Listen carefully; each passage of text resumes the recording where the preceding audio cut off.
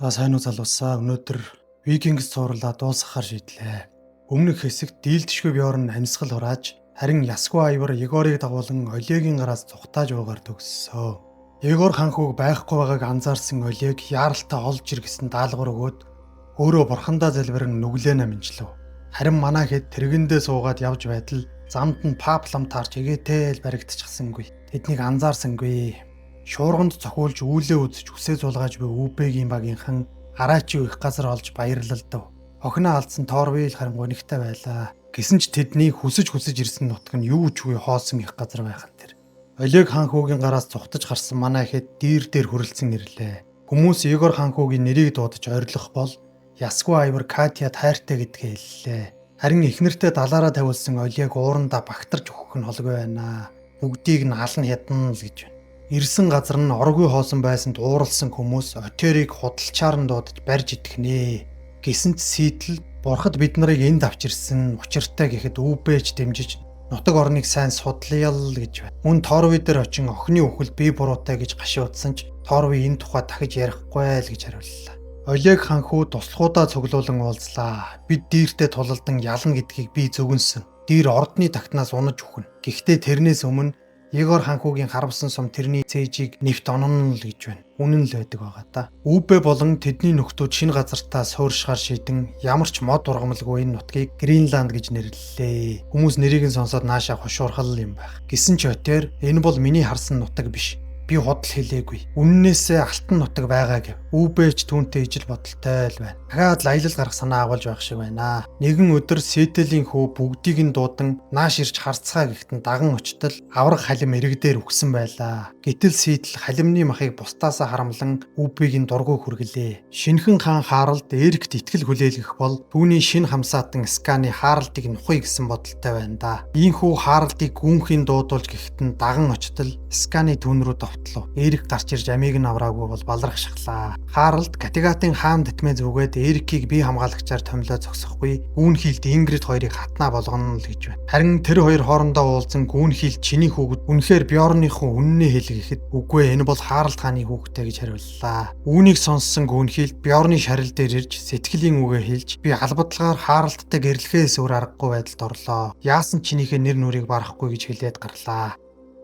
Ситл бүр хүмүүс гаргаад махыг мануулаад байгаад бусад хүмүүс уурлан дайрч хоорондоо тулалдаад эхэллээ. Үүбэж тулаанд нэгдээд эгээтэй л алуулчихалгүй Отерийн хүчин цухтан завиндаа суугаад Гринландыг орхин хоол хүнсчихгүй хөдлөлөө. Ханхуу Егор дир хоёрч цэргүүдээ аван Олегийн зүг хөдөлжээ. Хотын хаалганд тулж ирэх үед хинч байсангүй тул Айвар энэ бол занг гэж хэлсэн ч дир хаалгыг онгойлгон дотгош орж очих үед нэгэн зэрэг гарч ирээд манай цэргүүд бүгд таны мэдлэлт гэж хэлв. Үнэн дээр дир Олегийн туслахуудыг нь урвуулсан байжээ. Харин одоо мань Олег хинч биш болжээ. Дэмийл бүгдээрээ эвтэй байлдаа гэж Егор ханхууг ятхан матрын нүлэм сунгах үед хариуд нь Егор цээжийг нь цоо харван мань хүн ордны тагтнаас унлаа. Сайхан гар өөрийнхөө өхлийг зүгэнсэн байжээ. Катигатад ганган эзэгт Харалд хаан хормоо хийж байна. Ингрид баяр баясал дүүрэн байх бол гүүнхийлд гундуухан хурж ирлээ. Тэр Харалдад хандаж та хоёрт аз жаргал хүсье. Би зүрхэндээ одоо хүртэл Бьорны гэргийн хэвээрээ байгаа. Харин одоо хайрт руугаа явлаа гэд далайн ус руу шумбан сэлсээр балхаалаар удлоо. Ясгүй Айвар маань дараагийн зорилгоо ахаад олох шиг л боллоо. Манай хоёр ахаад л нутаг руугаа очиж хаан ширээгээ булааж авахар шийдэн хөдлөхөр боллоо. Кати харин бие давхар болжээ. Түүнтэйгээс салах ёс хийгээд ахтайгаа хамт нутгийн зүг хүлгийн жолоо залах бол Егор ханхуу нулимс туслуулан үдэж өглөө.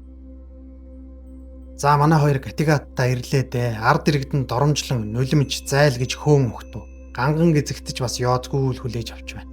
Та хоёр юундаа ирэв гэхэд бид бол Рагнарын хөвгүүд. Та нар араач хөөхгүй бидтэйгээд Харалдад хүчин зүтгэхээр болж байх шиг байна. Үүнийг сонссон Харалд хаан ард олноо ятхан сэнхрүүллээ. Мо Айвар маань бүр олны доог тохуу болж байдаг шүү. Ямар ч байсан эндээсээ хөөгтчлгүй үлдэхээр л бололтой. Задгай далаад таниж яваа Үүбэгийн нөхдүүд бүр хэцүүдчээ. Үхэх нь үхээд харангадах нь харангадаад баларч байна. Идэх хоол уух усгүй болж балчир хүүхэд нь ч өлбөрч ядаж байхад далайн шуурга тавин ууралсан Үүбэ Отерийг эгээтэй л зодоод алчихсангүй. Яахаа мэдэхгүй байгаа Айвар далайн ирэг дээр сууж байхад өвгөн зүнчийн сүнс ирээд гарц гаргалгаа хэлж өгсөн тул манай хүн дахин Английн зүг хөдлөх хүсэл өвөртлөх шиг л боллоо. Шууд л Харалд хаан дээр явж очиод хамтдаа хийх зүйл байна гэд Альфред хаантай тоглож байсан шатраа ширээн дээр нь гаргаж тавилаа. Харалт хаан ч үүнийг нь дэмжин ард түмнээ зоригжуулан Вэссексийн зүг дахин аян дан хийхээр шийдлээ. Манай аюур одоо бол буцаагаад нэр төрөө эргүүлж авах боломжтой болж байх шиг байна да. Харалт хаан Англи руу дайтах үедээ улс орноо удирдуулахаар Эрик болон эхнэр Ингридигээ томиллоо. Би бол викинг хүн. Нэг газараа тогтож чадахгүй юм л гэж байна. Ийхүү Харалт хаанаар удирдуулсан викингчүүдийн арим дахин нэг удаа Английн зүг аян дан хийхээр хөлгийн дарвуулаа татлаа. Нэх бодлого Вэссексийн иргэд газардан уламжлал ёсоор Ясгүй аюур байлдааны төлөвлөгөөгөө боловсрууллаа. Харин Каттегатад үлдсэн Эрик хааны суудалд санаархан Ингридийг ятхан баахан зодуулж эцэст нь зөвшөөрүүлж чадлаа. Харалт хааныг эргэж ирэхгүй л гэж бодоод ах шиг байна. Харин энэ үед Вэссексийн эзэн хаан Альфред тэр нэгэн цэрэг ирж викингчүүдийн арим газартсныг дуулгаснаар Харалт хаан аюур хоёр цэргүүдэд дагуулan ирснийг мэдлээ. Айдас давтсан хаан Альфред найрамдах бодолтой байх бол эхнэр нь уурлаж тэд хизээж тохиролцсонтой хүрдэггүй гэж бөөн уцаар бол. Хаан харин их эзэндээ залбирсаар л. Аюур Визерк хоёр туршуулахыг зорилготой хоёр хуваагдан хөдөллөө. Гэвч аюур англичуудын отолтонд орж хамаг эрчүүд нь алгдан өөрөө яг л үхтгийн даваан дээр Визерк ирж амийг нь аврав. Ширүүн тулаан болж англичууд иргэн зутлаа. Манай хэд тэндээсээ хөдлөн жижиг суурингуудыг тонн дээрэмдэж амьтаа голтой бүхнийг алж хядаж гарлаа.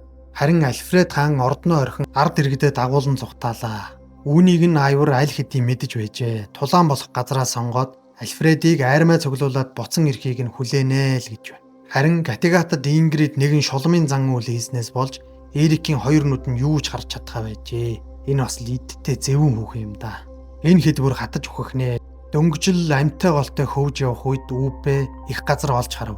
Одоо л Отерийн яриад байсан алтан нутагт ирэх бололтой. Бүгд баярлан уйлалдаж тэврэлдэн хөөрөлдөв. Шовууд нисэн өндөр модод сүндрэлсэн үнэхээр сайхан газар байна. Манай хэд буусан даруйдаал ус олжун жимс түүжидэн ангаагаа тайлав. Отер баярлан элсэн дээр загламайн дүрс зурлаа. Альфред хаан Мерсиа руу ухран цэрэг армаа бүрдүүлсэн байна. Бидний өмнө хоёрхан зам байна. Нэг нь тулалдаж бурхны ивэлээр ялалт байгуулах. Хоёр дахь нь тэдэнтэй тохиролцох гэхэд цэргүүд нь үгүй бид тулалдна тэднийг буцахыг хаан мандтугай гэж оролцоолоо. Харин аюур ахта хандан удахгүй болох тулаанд Харалт хаан нас барж би Норвегийн хаан болно. Би эцгээсээ ч илүү алдар нэртэй болно. Эцэст нь байлдааны талбар түгэж балхаалаад одно. Бас миний хөр Руусын агуу дайчин болж үр удам минь дэлхийд даяар тархан амьдрнаа л гэж байна. Хариуд нь Визерк нүд чинь гүн цэнхэр болчихч. Ингэхээрээ чамд айхтар аюул тохиолддог болгоомжтой байгаараа гэж анхааруул. Үбэгийн нөхдүүд харин жаргаж байна өө. Шинэ нутагтайгаа танилцсан ан хийж ой модоор зугаалж нуурын усанд шумбаад өөрсдийн гэсэн сууцаа хүртэл босгоод амжсан байна. Энэ сайхан газарт авч ирсэн бурхандаа өргөл болгон цусан дахлаа өргөлөө. Гэвч Үбэ энэ шинэ газарт бидний бурхад байдаг болов уу гэсэн асуулт өөрөөсөө асууж байна. Ясгүй аюур дээр өвгөн зүнчийн сүнс дахин ирлээ. Аюур өөрийн ирээдүг асуухад зүнч би чамд хэлчихвэл чи цухтаачихна. Мэдэх хэрэггүй л гэж байна. Үбэгийн жаргал удаан үргэлжсэнгүй бол тай нутгийн иргэд анхааруулга болгон тэмдэг үлдээсэн байгааг харсан Үбэ тэдэнд бэлэг үлдээлээ. Нутгийн иргэд харин бэлгийг нь аваад хариу бэлэг үлдээсэн байх тул манай хэд тэднийг даган явах шийдвэр гаргалаа. Альфред хаан цэргүүдэд дагуулan дайны талбар руу явж байгаад ухаан алдаж унсан бол аюурч бас биеийн тааруу байгааг Визерк гадарлан чи амрах хэрэгтэй гэхэд аюур би ялахын тулд юу хийх ёстойг мэдчихлээ. Дайснуудыг ирэмдэг болгоно гэв. Каттегатын сохор эзэн хаан ч бас өөрийн зарцаараа Ингридийг хөнөөлгөх төлөвлөгөө гаргаж байна. Үбэгийн нөхдүүд ой модон дундуур тэнүүчлэн явсаар нутгийн иргэдийн суурьнд хүрсэн ч тэнд хэнч байсангүй. Гэнэт модон дотроос улаан арьстай нөхдүүд гараад ирлээ. Гэсэн ч тэд тулалдах бодлого байх ба хоорондоо эв түнжинтэй байхыг хүсэн өөрийн удирдагчтай уулзахыг хүрлээ. Хэдий имэж байсан ч Үбэ ба түүний нөхдүүд омгийн ахлагчтай уулзсан гэр бүлтэй танилцж бүр дотносоод авлаа. Болоодоо нэг ч гэсэн хүнтэй байлталгүй өнгөрлөө. Өөрсдөд нь сайн хандсан учраас манай хэд ч бас тэднийг өөрсдийн суурьнд урьж авчран дайлж цайлан өөрсдийн зэвсгээж тэдэнд үзүүллээ. Энэ омгийн ахлагч нь викингчүүдийн хэлээр ганц нэг үг хэлээд байгаад нь гайхсан Үбэ ямар учиртай болохыг нь асуухад нэг галзуу хүн гэж хариулв. Вэссекст шийдвэрлэх тулаан эхлэхэд тунд өгчээ. Альфредийн арим ойн дундуур явах үед урдаас нь Харалт хаан дэргүүтээ викингчүүд угтан авлаа. Ясгүй аюурын гаргасан санаагаар Английн зэргүүдийг хавханд оруулж гэмтээгээд эрэмдэг болгон орхин яв. Яг төлөвлөгөөний дагуу бусад нь аврах гээд ирэх үед газар дороос Визерк ирчүүдийн хамт гарч ирэн тулаан эхэллээ.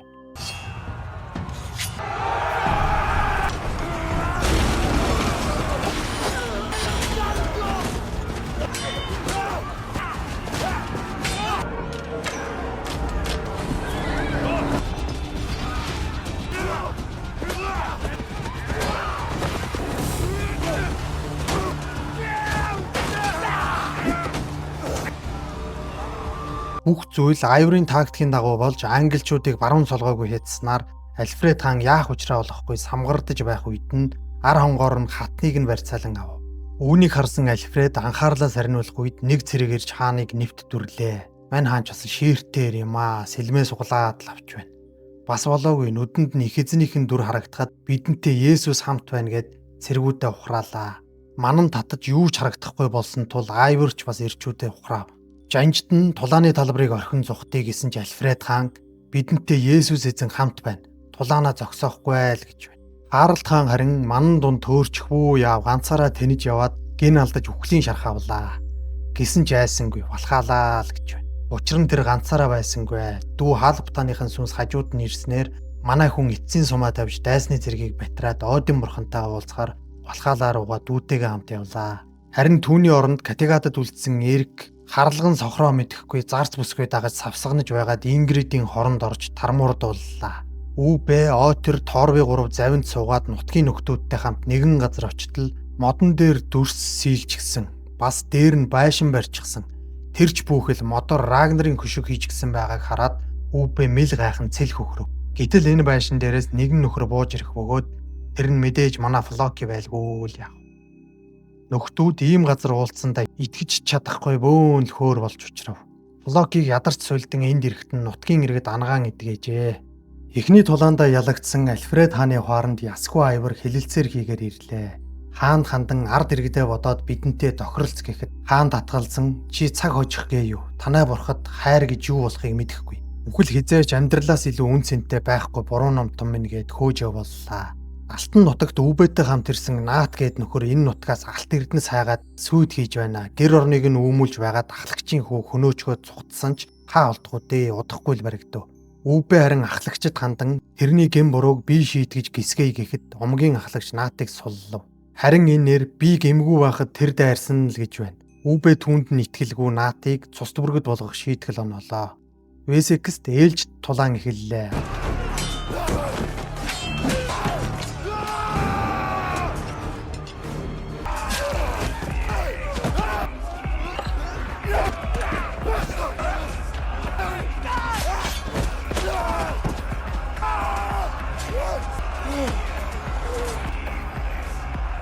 Аимшигтай ширүүн тулааны талбарт ганцаардаж буй ахыгаа харсан Ясгүй Айвар хамгаалагчдтайгаа хамт тулаанд нэгдэн бүхний эзэн Один бурхнаа дуудан тусламж ирэх бол Альфред хаанч бас их эзэн Есүс Христээсээ тусламж хүсэж байлаа. Гэсэн ч аль алинд ч бурхан хариу өгсөнгүй. Висеркийг харсан англи цэргүүд Рагнарын хүү байна. Тэрнийг хөнөө гэж олноороо дайран манай хүн хүчин давтах үед Айвар ирээд одоо болноо ах минь өөрийгөө бод. Би таныг үхэхийг харж чадахгүй. Энэ бол миний мөч байх ёстой. Бүхэл амьдрал минь өнөөдрийн төлөө л байж гэж хэллээ. Манай Айврын нүд цэв цэнхэр болжээ. Ахыгаа тэрэн хайртай гэдгээ хэлээд одоо яв гэж хөөгөөд би бол Ясгүй Айвар. Та нар намайг яагаад ч хөнөөж чадахгүй гэд ээлж туураа агсангаа тавилаа.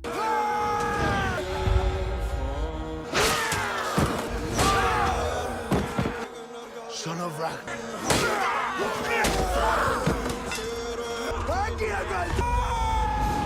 Of Ivar the Boneless.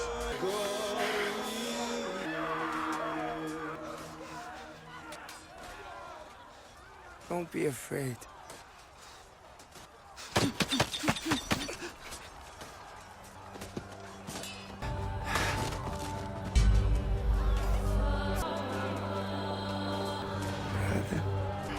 Brother.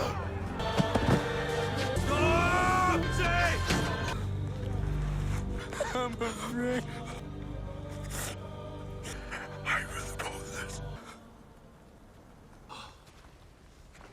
Үхлийн шарх авсан Айвар ахынхаа гарт тэрвэрлэн би айгаад байна ахаа гэж уйлсаар амьсгал хураалаа.